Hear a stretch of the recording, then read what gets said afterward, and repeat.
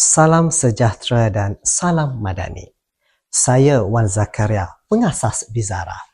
Bizara merupakan sebuah tadika dan sekolah yang memberi perkhidmatan pendidikan khusus kepada murid berkeperluan khas. Saya ingin merakamkan setinggi-tinggi penghargaan dan ucapan terima kasih kepada bahagian pendidikan swasta Kementerian Pendidikan atas jemputan untuk Bizara berkongsi pengalaman dan pendekatan Bizara dalam melaksanakan kurikulum kebangsaan bagi berkeperluan khas. Perkongsian ini lahir daripada pengalaman sebenar Bizara dalam mendidik anak-anak istimewa, dengan harapan ia dapat memberi manfaat, inspirasi dan perspektif baru dalam usaha memperkukuhkan pendidikan inklusif di negara kita. Di Bizara, kami sentiasa percaya satu perkara yang sangat asas, setiap anak boleh belajar, tetapi tidak semua anak belajar dengan cara yang sama. Sejak awal penubuhan Bizara, kami tidak pernah melihat kurikulum kebangsaan sebagai satu halangan.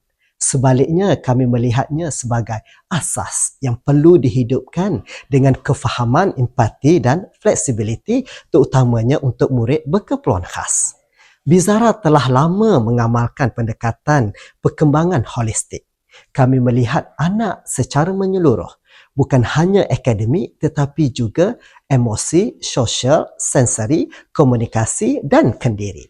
Bagi kami, kemajuan seorang anak bukan sekadar boleh membaca atau menulis, tetapi apabila dia boleh menguruskan diri, mengawal emosi, berinteraksi dengan orang lain dan berasa selamat untuk belajar. Selain itu, apabila kementerian memperkenalkan perubahan dalam kurikulum, khususnya kurikulum Prasekolah 2026, Bizara menyambutnya dengan penuh sokongan.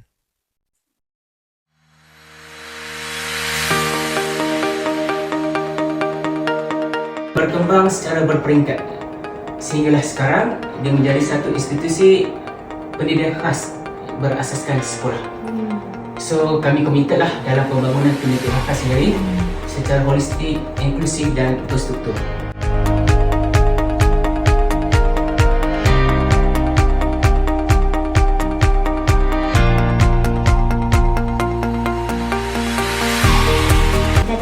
Kita dah buat dah nanti. Kita dah buat. Ini dah hasil dia. Hasil dia. Setiap orang kata komponen tu kita dah apply di Bizara sendiri. Contoh kalau kita lihat gambar tu.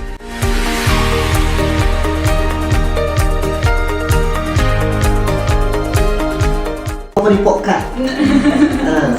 So yang ni motor kasar, yang ni biar.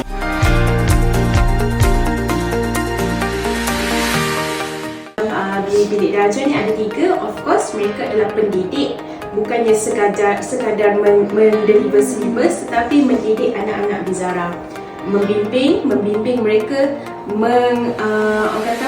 dari segi proses pembelajaran dan juga pengurusan diri serta bagaimana mereka interact. Ni teacher Su ajak Akid pakai baju, cara nak pakai baju.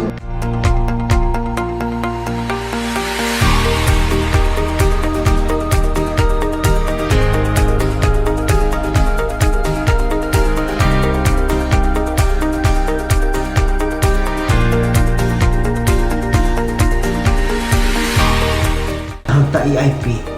Sebenarnya you tak sedar bahawa sis daripada kecil you dah memberi kehidupan T20 kepada sekolah, tetapi harus melalui cara yang macam mana tahu Datin. Kita faham, kita mendekati ibu bapa, kita kena memahami mereka.